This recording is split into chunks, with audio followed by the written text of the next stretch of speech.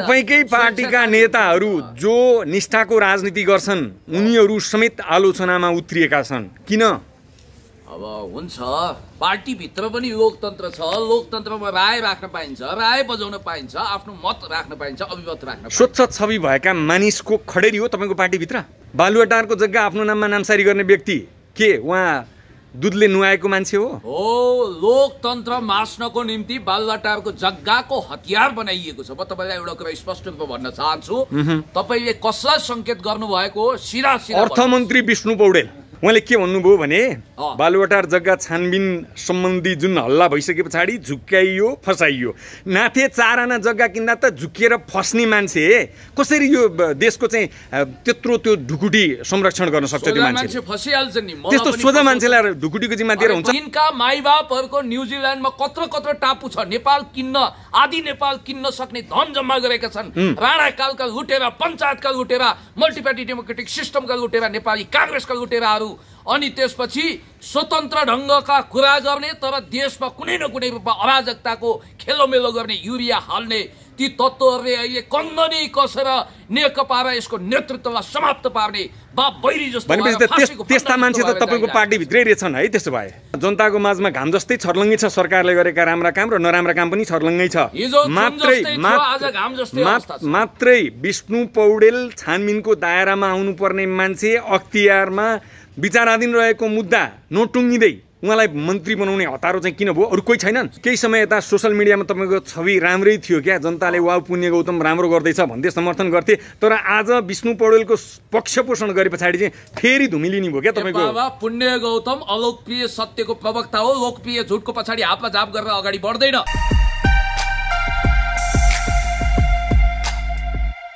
पुण्यजी फेरि स्वागत छ यहाँलाई। धेरै धेरै धन्यवाद दिन्छु, नमस्कार। हजुर, अब आज मात्रै मन्त्री परिषद विस्तार भयो। 4 जना तपाईँकै पार्टीका सुनामधन्य नेताहरूले शपथ ग्रहण गर्नुभयो राष्ट्रपतिको अगाडि, होइन? उहाँहरूलाई बधाई छ, तर आलोचना एकदम धेरै भयो क्या?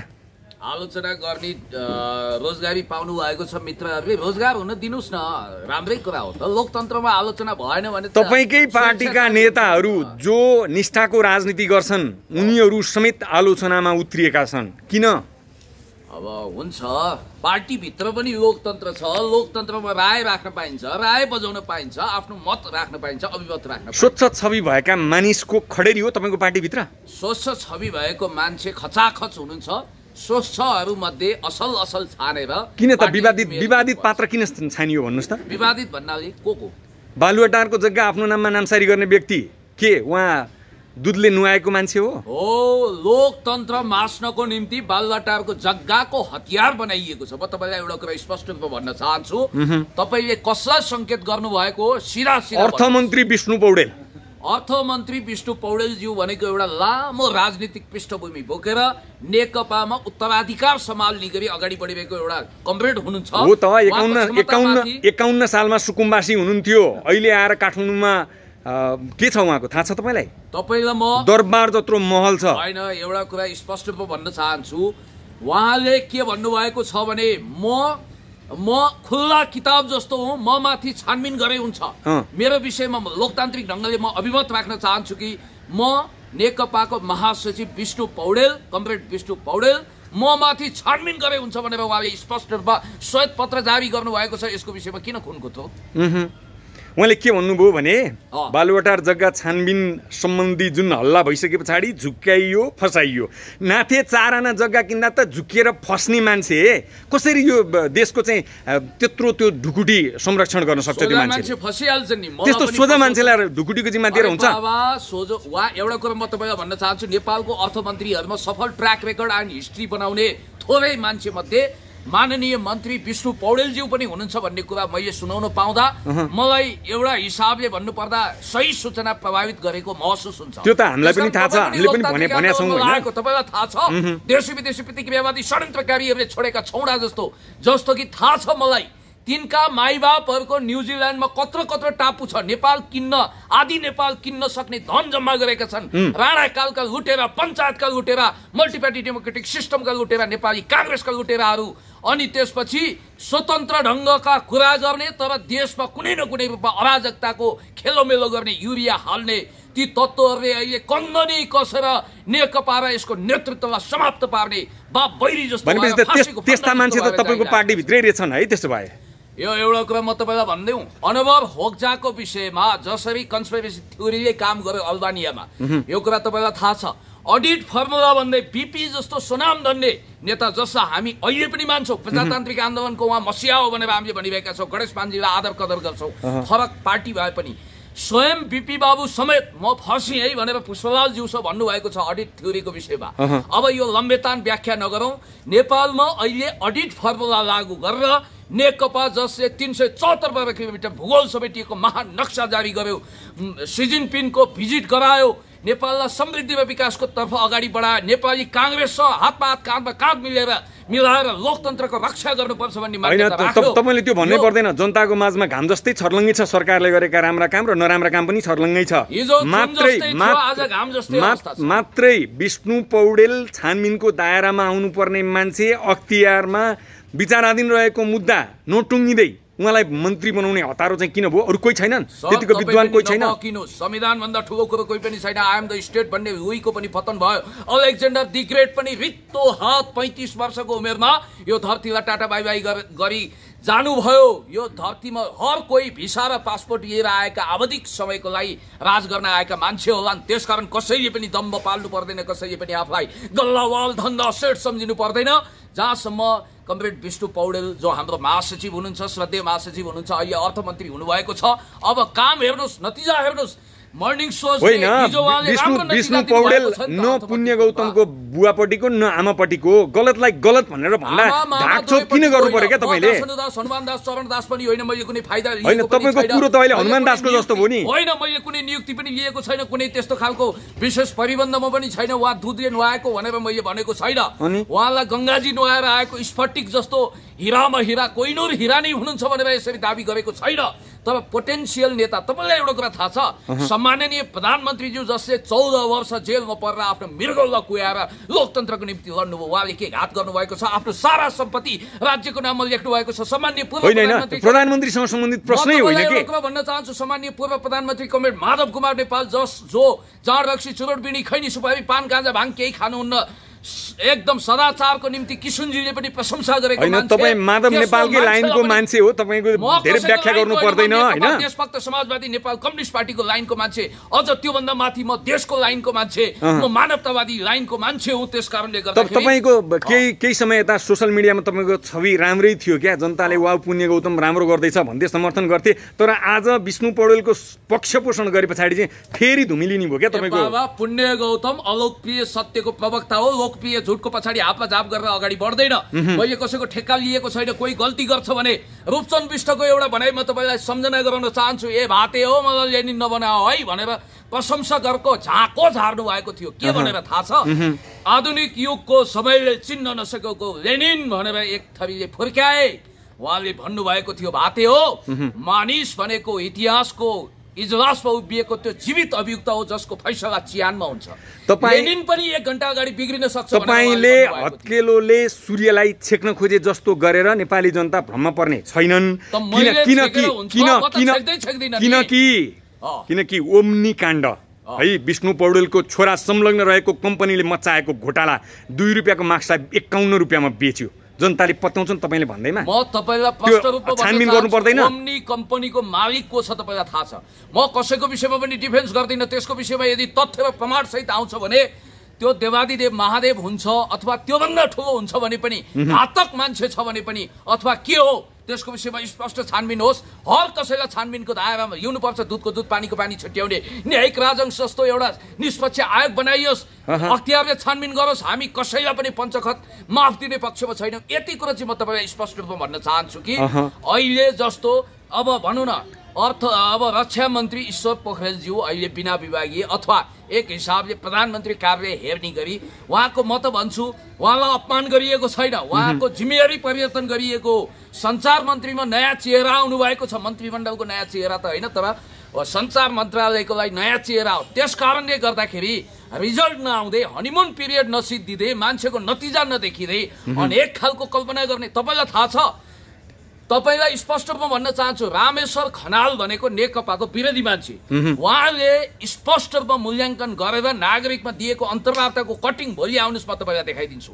उहाँले के भन्नुभएको छ भने अब इकोनोमिक्सको ज्ञान कति हुनुपर्छ, कति पढ्नुपर्छ त्यो बेग्लै कुरा हो, तर अर्थमन्त्री हुँदा विष्णु पौडेलजीले जुन ढङ्गको एउटा राम्रो कार्यकाल व्यतीत गर्नुभयो त्यसबाट सिक्नुपर्छ भनेर उहाँले नागरिकमा इन्टरभ्यू दिनुभएको छ। त्यो त्यति बेलाको कुरो हो। अहिले कोरोनाको कारणले गर्दा ग्राउन्ड जिरोमा झरेको अर्थतन्त्रलाई उकास्न जुनसुकै माइकेलाल गए पनि सक्नेवाला छैनन्, सबै अर्थमन्त्री फेल हुनेवाला छन् हैन। तसर्थ विष्णु पौडेलको तपाईले प्रशंसा गर्न जरुरी छैन मात्रै। Very realistic. अब तपाई लाइनमा आउनुभयो, जस्तो अस्ति अमेरिकी विदेश मन्त्री माइक पम्पियोले डोनाल्ड ट्रम्पलाई ब्रिफिङ गर्दा के भने चाहे जोसेफ स्टिग्लिजको प्रतिवेदनलाई तपाईँ इन्कार गर्नुहोस्, चाहे जे गर्नुहोस्, अमेरिकाको इकोनोमी ट्र्याकमा आउन, लिकमा आउन अब 3 वर्ष लाग्छ भनेर उहाँले क्याटेगोरिकली स्पष्ट रूपमा भन्नुभएको थियो। आज ग्लोबल इकोनोमिक क्राइसिसको स्थिति छ। चीन बाहेक अरू देशको हालत पतला छ, कोरियाले म्यानेज गरेको होला, तर यस्तो बेलामा नेपाल पनि अछुतो छैन, किनभने हामी WTO को सदस्य छौँ, संयुक्त राष्ट्रसङ्घमा जोडिएका छौँ, ग्लोबल भिलेजभित्र हामी अट्याचमेन्ट छौँ, देशको पक्षमा, जनताको पक्षमा, विकासको पक्षमा, समृद्धिको पक्षमा, अन्याय विरुद्ध, अत्याचार विरुद्ध, भ्रष्टाचार विरुद्ध, विकृति विरुद्ध सुदर्शन चक्र लिएर जाइ लाग्ने हामी हर कसैको अहिले नौनारी फत्रके गलायो, ओर्तालु खङ्ग्रङै सुगा केले भने यही कोरोनाको महामारी कहरले, लकडाउनले गर्दा अर्थतन्त्रको ढाड भाँचियो, ढन्डासो भाँचियो, 7 पत्रे महल निस्क्यो। त्यस कारणले गर्दाखेरि मैले तपाईँलाई भनिरहेको छु, मलाई कसैको चाकडी गर्नु छैन, जमलात जोड्नु छैन, कुनै ठेकी कसैले टक्राउनु छैन, कसैले केही दिएला भनेर जय सम्भो भन्दै बिहान कसैको घरमा मर्निङ वाक लगाउनु छैन। माधव नेपाल कहाँ गइराख्नु भएको छ सधैँ? अरे बाबा, नेताको इतिहासमा योगदान गरेका नेताहरू, म मै माग्ने ढुङ्ग्रो उकाउने काम गर्दिनँ, म मै माग्न पनि गएको छैन, ढुङ्ग्रो पनि लिएर गएको छैन। त्यसकारण म नेताहरूलाई आदर गर्छु। तपाईँ सत्यको पक्षमा बोल्ने मान्छे है, तपाईँ सत्यको पक्षमा। प्रधानमन्त्री, सम्माननीय पूर्व प्रधानमन्त्री, सुन्नुस् न, आदर कदर गर्छु, सधैँ अध्यक्षहरूको गर्छु। सत्यको पक्षमा बोल्ने मान्छे हो कि हैन? हो नि, ठीक भन्नु। 51 सालको सुकुम्बासी कसरी अहिले हुकुम्बासी भयो ल भन्नुहोस्? तपाईँलाई म एउटा कुरा भनिदिउँ, कुनै समय मानिसहरू गरिब थिए होला, ती सधैँ गरिब रहन्छन् भन्ने जरुरी छैन। उनीहरूका पिता पुर्खा हुन्छन्, उनीहरूको पुर्ख्यौली धन हुन्छ, आफन्त हुन्छन्। के हो विष्णु पौडेलको व्यवसाय पेशा के हो, आम्दानी गर्ने स्रोत के हो भन्नुहोस् त? तपाईँ एउटा व्यक्तिमा केन्द्रित भएर अर्थमन्त्री भएको छन्, उनी केन्द्रित हुनु परेन? बहादुर खड्काको आर्थिक अवस्था के थियो, चिरञ्जीवी वाग्ले खोर्सानी माइलो भनेर कसैले अपमान गर्थ्यो होला, उनी प्रजातन्त्रको पक्षमा अडान लिँदाखेरि त्यस्ता भ्रष्ट मान्छेको नाम नलिनुहोस् न तपाईँ। सुन्नु न, म तपाईँलाई कतिपय कुरा भन्न चाहन्छु। त्यही लाइनमा हो विष्णु पौडेल? म त्यो लाइनमा भनेर भनिरहेको छु, जसले लोकतान्त्रिक गणतन्त्र अथवा समाजवाद विरुद्ध प्रति अडान राख्यो त्यसको राजनीतिक करियर समाप्त गरी खेलोमेलो भएको पनि मलाई थाहा छ। त्यस कारणले गर्दाखेरि मैले तपाईँलाई भनिरहेको छु, एउटा मानिस सधैँभरि गरिब भएर भिखमङ्गा भएर रहनुपर्छ यो जरुरी छैन। हाम्रो मिसन भनेको त सबैलाई धनी बनाउने, सबैलाई समाज होइन, काम गर्नुपर्छ, व्यापार व्यवसाय गर्नुपर्छ, धनी हुनुपर्छ, समृद्ध हुनुपर्छ, त्यो हो क्या? विष्णु पौडेलले न त काम गरे, न त व्यापार व्यवसाय गरे, कहाँबाट आयो त्यत्रो सम्पत्ति? सर, म सबै समस्याको समाधान गर्ने पिसी सरकारको तपाईँ सत्यको पक्षमा बोल्ने भन्नुहुन्छ हैन, अनि ढाकछोप गर्नुहुन्छ के हो? ठीक छ, यसको जिम्मेवारी त तालुकदार निकाय, सम्बन्धित सरकारवाला निकाय होलान्, त्यसले छानबिन गर्ला, त्यसले प्रतिवेदन देला, त्यो निकायले तामेलीमा राख्दियो फाइल। यस्तो लाग्छ कि तपाईँ नेकपाको बेर्नु निकाल्नको निम्ति बाप बैरी जस्तो भएर बनिरहनु भएको छ, दुर्वासा बन्नु भएको छ। तपाईको केसबाट पछारेको त्यो केसले वीरभद्र र महाकाली निस्किएर एकै रातमा सखाप गर्दैन के श्री स्वस्तानी व्रत कथामा जस्तो। त्यसकारण होला पुण्य गौतमलाई कति आलोचना आउँछ, कति खण्डन हुन्छ, कति वर्णन हुन्छ, आलोचनालाई आलोचना सर खपाखप, त्यो त तपाईलाई मतलबै छैन नि। मेरो क्षमता होला, तर एउटा कुरा मैले तपाईलाई भन्नै पर्छ, भोलि 10-20 वर्षपछि, अझ 5 वर्षपछि, 2 वर्षपछि नि हामी रिपोर्ट कार्ड लिएर मूल्याङ्कन गरौँ कसको योगदान कति। कोही बिग्रियो भने म ठेक्का लिन्न, कसैले घुस खायो भने वाह क्या बात, यो बडाले जे गरौँ हुन्छ त्यो सर्वसम्मत भनेर छमछमी मारुनी म नाच्दिन। तर एउटा कुरा चाहिँ म स्पष्ट रूपमा तपाईँलाई भन्न चाहन्छु कि अहिले जसरी अरूतिर अन्त चैतमा जनता भने जस्तो कोही के धन्दा घर जोइला खाना केही धन्दा भने जस्तो मन्त्रीमण्डल गठन भयो भन्ने बित्तिकै आकाशै खस्यो, धरती नै फाट्यो, 10 रेक्टर स्केलको भूकम्प आयो, सुनामी आयो, 72 को भूकम्पले धरला ढाले जस्तै यहाँ हाम्रो सभ्यताको धरोहर नै ढाले जस्तो। त्यतिकै हल्ला गरेका छैनन्, जनताले त्यतिकै हल्ला गरेका छैनन्। गोकुल बास्कोटा फेरि पनि मन्त्री हुन् कि भन्ने त्यो शङ्का पनि छ। भनेपछि विवादित पात्र नै किन चाहियो प्रधानमन्त्रीलाई, किन त्यति धेरै प्यार भन्ने मात्रै प्रश्न हो आम नागरिकको। यो कुरा वास्तवमा भन्ने हो भने सम्माननीय प्रधानमन्त्रीज्यूको कानमा परे राम्रै हुन्छ। म यो कुरा भन्न चाहन्छु कि कतिपय कुरामा जस्तो गोकुल बास्कोटाज्यूको हकमा पनि उहाँले भन्नुभएको छ म माथि अख्तियारले छानबिन गरोस्, सम्पत्ति शुद्धिकरणले छानबिन गरोस्, म निर्दोष छु, मलाई थाहा छ, यदि दोषी ठहरी भने म माथि कारबाही होस् भनेर उहाँले महासचिव कुमारले पनि भन्नुभएको छ। जहाँसम्म ईश्वर पोखरेलज्यूको भावना भड्काउने कुरा गरिएको छ, म तपाईँलाई भन्न चाहन्छु प्राइम मिनिस्टर इन वेटिङको स्ट्याटसमा रहेका हाम्रा सम्मानित नेता विरुद्ध खेलोमेलो गर्ने कोसिस नगरियोस्। भावी अध्यक्ष, भावी प्रधानमन्त्री, भावी राष्ट्रपतिको भावना भड्काउने, एकअर्कामा जुदाउने बजाउने, गाड कोराकर भुडी फराफर गराउने अनि काले काले मिलेर उतातिर भाले खाने यो खालको देशी विदेशी प्रतिक्रियावादी षड्यन्त्रकारीहरूले छोडेका छौडाहरू अरिङ्गालहरूले जुन ढङ्गको खेलोमेलो गरेका छन्, मण्डलीहरू लोकतन्त्र विरुद्ध बाप बैरी भएका यस्ता फाँसीको फन्दा भएर जाइ लाग्ने तर वडा सदस्य जित्न नसक्ने। म त भन्छु कहिले सासूको पालो कहिले बुहारीको पालो, लोकतन्त्रमा के विकल्प छ? नेकपा तपाईँलाई मन पर्दैन, नेपाली काङ्ग्रेसलाई भोलि भोट हाल्दा ब्यालेट बक्सबाट जिताउन सक्नुहुन्छ। कमसेकम मेरो दृष्टि क्षितिजमा 10 वर्षको लागि प्रतिपक्ष हुने अनुभव प्राप्त गर्ने सौभाग्य नेपाली काङ्ग्रेसले अब बटुल्दैछ। त्यस कारणले गर्दाखेरि म भन्न चाहन्छु कि यही मौका हो भाइ जसले नेपाललाई बेल्ट एन्ड रोड इनिसिएटिभको हिस्सेदारीमा जोडेको छ, नेपालको समृद्धि र विकासको लाइफलाइन खुल्ला गरेको छ, तेल र रेलको सपना साकार गर्दैछ। यही देशभक्त समाजवादी नेपाल कम्युनिस्ट पार्टी र यसले आफ्नो प्रतिपक्ष नेपाली काङ्ग्रेससँग पनि मोर्चाबन्दी गरिरहेको छ। यसलाई कमजोर बनाउनको निम्ति यसलाई पेलबाल जेललाई ठट्टा गर्नुपर्छ, सावधान दण्डभेद नीतिको आधारमा यसलाई समाप्त पार्नुपर्छ भनेर क्रिया कसम खाएका भीष्म प्रतिज्ञा गरेकाहरू ठहरै जाने। अन्तमा एमसीसी पास गर्नका लागि अमेरिकी विश्वासपात्रको रूपमा चिनिएका विष्णु पौडेललाई अर्थमन्त्री बनाइयो। उनकै प्रस्तावमा एमसीसी पास हुँदैछ। तपाईँ एमसीसीको कट्टर विरोधी, के गर्नुहुन्छ? अब तित्राको मुखै बहिरी भनेर भने पनि भन्नुहोस्। म एउटा कुरा भन्न चाहन्छु, मिलेनियम च्यालेन्ज कर्पोरेसन भनेको मुन्द्रेको कमेडी क्लब होइन।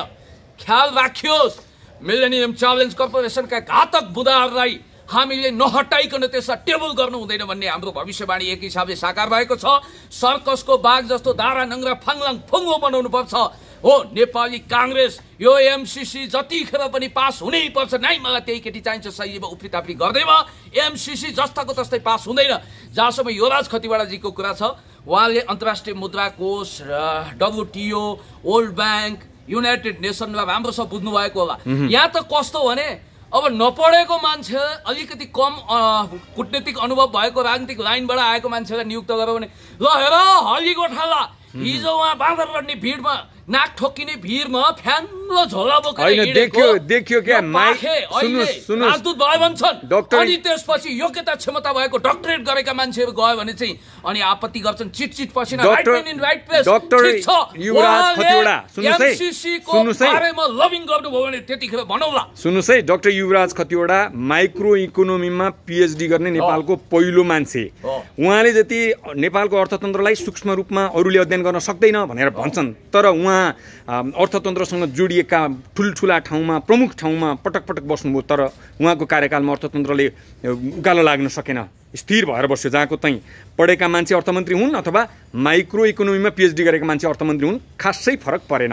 अन्तमा बताउनुहोस्, अब यही अवस्थामा रहिरहँदा जनताप्रति बढेको जुन वितृष्णा छ, जुन आक्रोश छ, यसलाई राज्यले कसरी सम्बोधन गर्नु पर्ला? र अब बहुत सही लाइन तपाईँले सम्झनुभयो, प्रश्नप्रति घनघोर विमति। किनभने तपाईँलाई यो कुरा पनि थाहा छ, माइक्रो इकोनोमिक्समा पिएचडी गरेका युवराज खतिवडाज्यूले को कार्यकालमा कुनै पनि भ्याट छल्ने, कर छली गर्ने, धन्दा सेट गल्ला उहाँले ढिम्किन पानी पाएन, उहाँले सम्पत्ति जोड्नु भएन, आफ्नो एउटा क्लिन इमेज बचाएर राख्नुभयो भन्ने कुरा पनि तपाईँलाई थाहा छ।